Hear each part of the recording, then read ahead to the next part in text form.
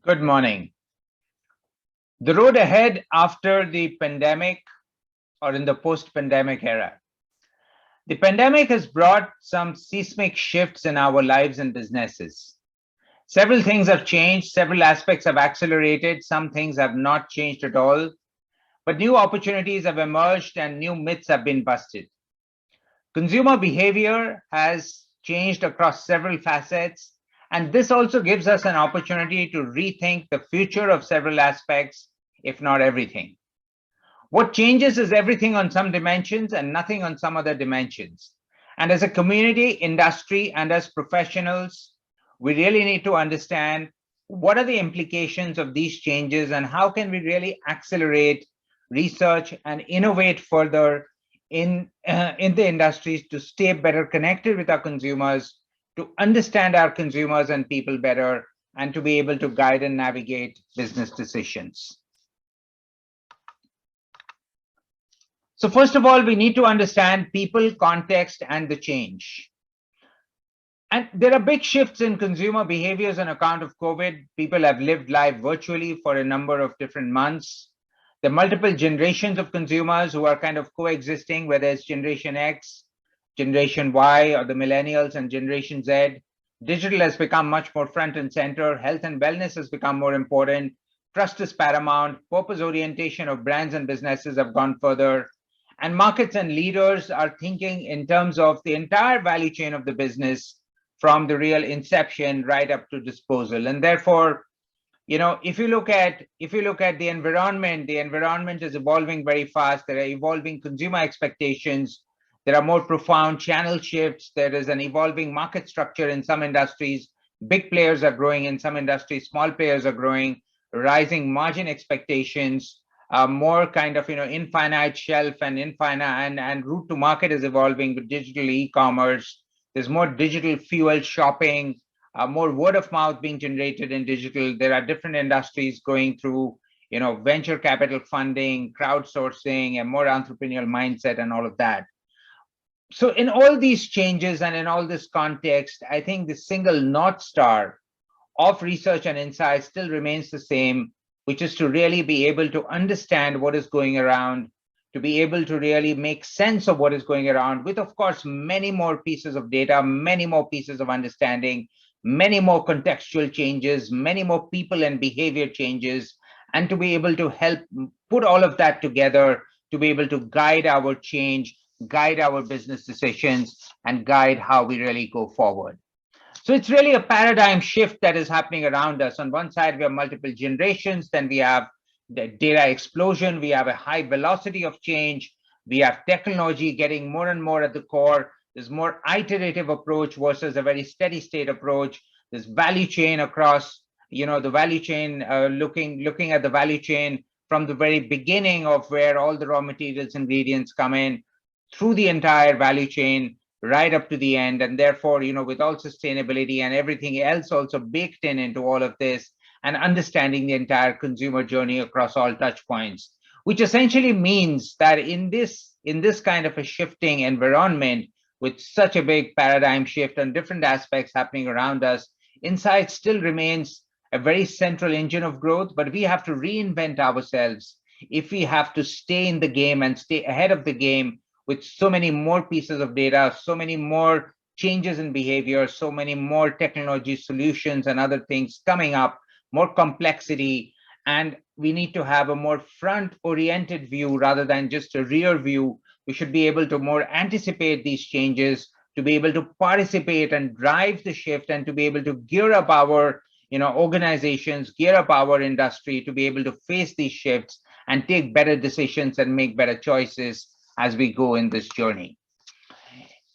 On this path, of course, fundamentals remain very, very fundamental as the world gets shaped by people and planet and technology and systems and other kinds of considerations. Consumer and people centricity in a more holistic manner remains very, very fundamental. We need to understand, what creates value, what drives value. How do we really empower our businesses? How do we really bring in the understanding to spot the opportunities, to be able to then take those opportunities into some business actions, think more in a people-oriented way, think and understand, what are the real struggles and aspirations of people, where are the opportunities in that context, identify the problem to solve, or what is really missing, or the objective. So I think these areas of understanding, whether it be foundational research or social listening or trend radars or prototype iterations or category captaincy related shopper initiatives or retail measurement or brand equity, it needs to be directed to get a real and deep understanding of people. And we call this know your consumers deeply. And this is where fundamentals continue to be fundamental. It's timeless, what we call timeless fundamentals. And this is something, that remains very, very central to our entire foray.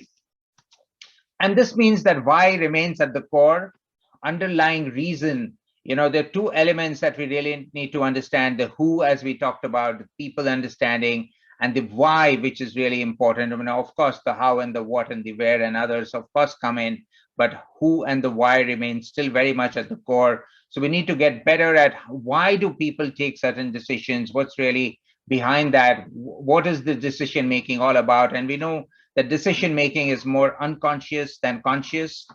People use mental shortcuts to reduce efforts. And it's imperative that we build sharper methods and approaches and the mindset to be able to understand those decisions and choices. Brands, again, we need to get better at how people think about brands. While we have, more sort of classic approaches to understanding, but brands exist in people's minds as a network, a unique kind of a memory structure of thoughts, feelings, experiences, images, stories, associations, colors, sound, symbols, properties, memories, and so on. And therefore, importance of equity and importance of this understanding of brands and how people think about brands and why they think about brands in a certain way, or why do they think about one particular brand versus another, is something which remains very, very fundamental. And also the understanding of how people are influenced. Today with so many different touch points available and getting attention of consumers being very, very important, we need to really understand, how do people get influenced and why they get influenced in a certain way, and therefore, build this understanding as we go along in the quest of getting sharper insights. Now, consumers are people first and then users of products and brands. So it again remains very, very important that we understand their lives. There's no, of course, one uniform consumer. We need to segment consumers, audiences. And today, the kind of tools available, the kind of ecosystems and digital plays available for us to be able to segment these audiences, to understand some of the demand spaces, to understand human truths, to understand, more specific needs and more specific context of consumers, and understand the journey, the unearthing of tensions, experiences, their concerns, their aspirations, their stress points, their happy points, and so on, is very fundamental. And this remains at the core.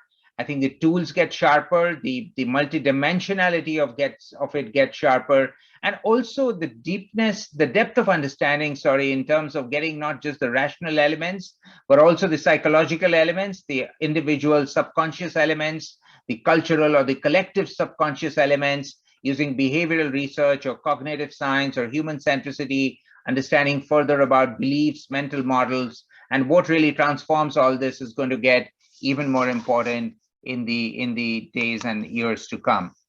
You, of course, cannot afford not to listen to consumers, but you cannot afford to only listen to them. We need to not just listen to them, but also lead them, educate them in a certain way to unlock some of the barriers that is there in front of them. And therefore, for this, we need easy access to data, not just data coming from one particular source or one kind of data, but really all kinds of data, for which we need appropriate data lakes and data pipes, and to be able to have the right kind of enabled platforms, so that we are able to put all the data together, to get the repository of data, to be able to get models, to be able to get to KPIs, get to root cause and analysis, get to an insights kind of a sandbox, to have some adaptive and continuous optimization of the data, to be able to track and nudge or protect consumer behaviors and drive consumer behaviors, and have more consumer-facing applications, more front-end applications, getting a certain set of automated insights and getting a certain set of understanding. And of course, connecting it to the why behind the root cause, and why is a behavior moving in a certain direction. And this is an ecosystem that we need to continuously keep building. Of course, in all of this, since the world is changing so fast and has changed quite dramatically, with the pandemic and in the post-pandemic era. We need to get sharper at spotting trends, to looking at scenarios, to looking at probabilities, to be able to predict and anticipate, and anticipate not just needs but goals, and understand, what are those elements which are certain, what are those elements which are more uncertain, and this combination of certainty and uncertainty will lead to certain possible scenarios, the importance of hypothesis, and this will then help us to strategically evolve our tools and our thinking and our mindset. And at the end of the day, it's all about trying to weave our thinking together in the right way, to be able to put all this together, to be able to get more predictive and anticipate what could be happening next and prepare ourselves for the future, rather than only looking at the past and only being able to analyze the past or present data, but to be able to really lead the direction for us to think about more foresight and to be able to think about what's next. The technology and digital imperative is, of course, all around us. Technology and digital are not new. They've only got accelerated because of the pandemic. It's a multidimensional age, less linear in its approach, so much more kind of, more interconnected and less linear in its approach, where there are many more models and equations and getting different data sources and sort of, looking at it in real time and helping use technology and data to be able to answer business questions. Now, which essentially means that we have to think about an agile process and an ecosystem where we are able to kind of, put together the data in the right way, get rid of some legacy processes to be able to embrace some, some front end processes to be able to put together all of this in the right way, and then be able to have the infrastructure and the ability to be able to drive all this forward. Sometimes in organizations, you do have pieces of data which are living in different places in the organization. It might get difficult to kind of, connect the data and bring all the data together in one place. But this is what technology and all of that should enable and help, so that, all the digital transformation which is required today in the industry really takes shape and becomes a source of competitive advantage for us. And therefore, that leads to the question that, it's no longer about being methodology specific. It's about using a basket of methodologies in many cases, and to be used, different kinds of approaches to be able to really have data from different sources, but really answer the question or the objective and deliver to the objective, and put together all these different tools, methods, and thinking processes and different elements to be able to answer in that direction, which means that we need to build much stronger problem solving and decision making skills. And this is critical to reach the next frontier, where, of course, data will have or data would form a certain fulcrum, or would lead to a certain fulcrum to be able to understand, and take things forward. But of course, we need different elements of different methods and different data sources come together to be able to answer a certain business question or to be able to solve a business challenge. There's, of course, a continuous stream of information. We need to be able to strengthen our capability to be able to lift from data to understanding to insight, and to be able to, innovate and shape the future, to co-create with consumers, to be able to build an open kind of organization with a web of different partnerships, and to be able to kind of, connect the dots. And every company has, in a way, got to think like a technology company in certain areas. We may not all be technology companies, but since technology is so kind of, pervasive in our lives, we have to build a learning and knowledge ecosystem to be able to really access all that technology, and to be able to strengthen our capability to use all that technology, to use it for business processes and business thinking. Human understanding continues to remain very, very important in the era of big data. It's not that, big data or data guides everything. Data is very, very important to guide everything. But it's also, the why behind the data. It's not just the what of the data, it's also the why of the data. And therefore, fundamental human understanding is very, very important in addition to just using big data. So we generally, I tend to call it using big data and also those small, tiny pieces of data which are also there.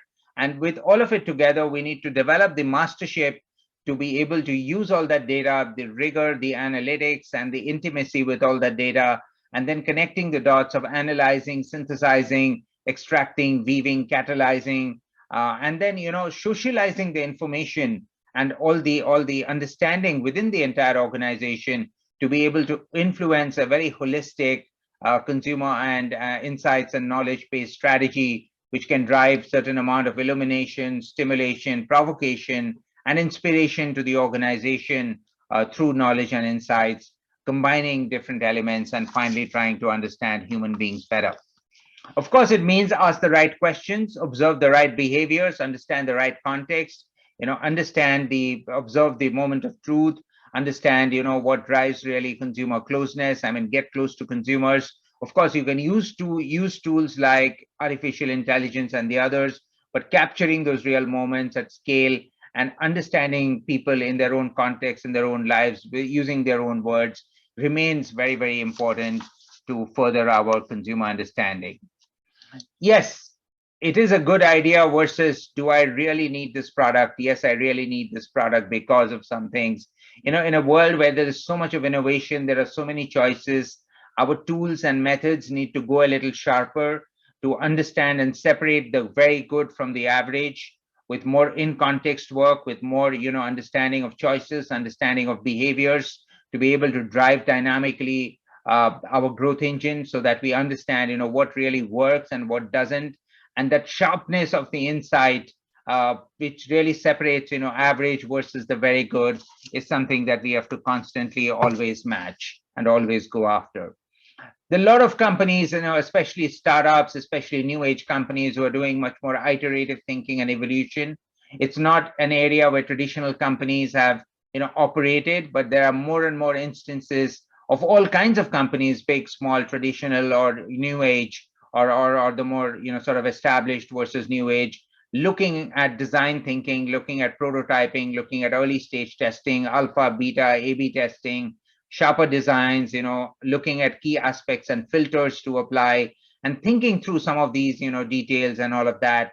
And in a world which is getting more personalized, also thinking about it in a more dynamic way. And this is something that will be an area which will always require a lot of attention. In a world with so much of data, there is so much of data overload that managing and tracking progress and achievements requires a different and a detailed palette of measures with different kinds of metrics. So it's very important to understand, what is the objective that we are running behind, to be able to choose the right metrics, to be able to choose the right relevant measurement solutions which link back to those metrics, and then be able to understand, what is the impact of these, of our activities, and take the right decisions in that context. So therefore, this is one area where, the world of content and the world of digital is sometimes moving much ahead of the world of measurement. And this is an area that we need to bridge the gap in and get our measurement tools and methodologies to be able to answer to those kind of business questions.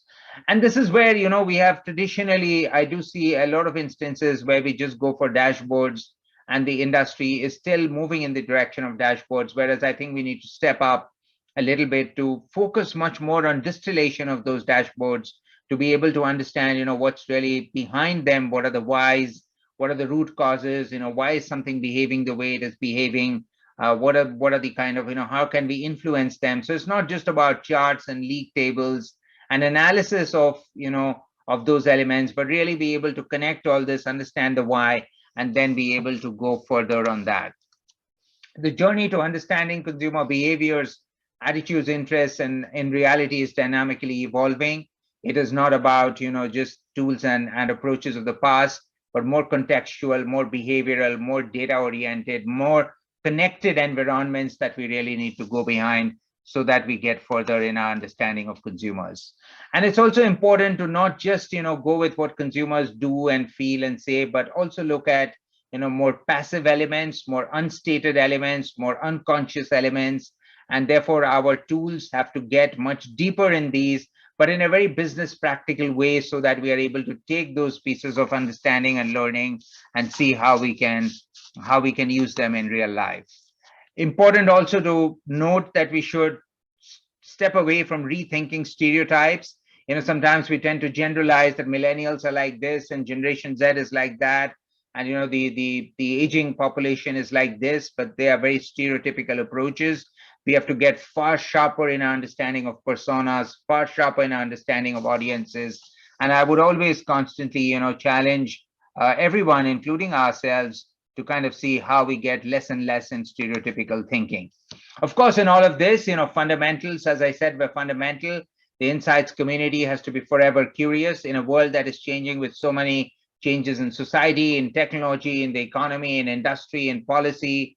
They always, dynamic changes. Curiosity has remained a very important value, which is valued in this industry. And I think this remains. It's just that the curiosity dimensions now need to go much further, and we need to get into more and more areas of having curiosity to be able to go behind and to be able to connect all the different dots that are there. Mindful innovativeness is very, very important. Having the right tools and the right skills in this fast changing environment to get more design thinking, to get more real life understanding, learning from other industries, more understanding of the why, joining the different signals, having the right kind of insight and the right time to be able to guide business decisions. Previously, the emphasis was a lot on technical correctedness, but going beyond, I think it has to be about a certain level of technical correctedness, but also looking at, timing, also looking at pragmatic approaches, also looking at agile DIY approaches and other approaches which generate, or have the right business value in a context, and not just being a prisoner of some old legacy systems, but overlay and connect different pieces of data to be able to derive more out of it. Embracing the ecosystem is very, very important. As we said, it's not about that one particular competency area or one particular, skill set or one particular data collection method or one particular area of digital or other kinds of data will be able to join things.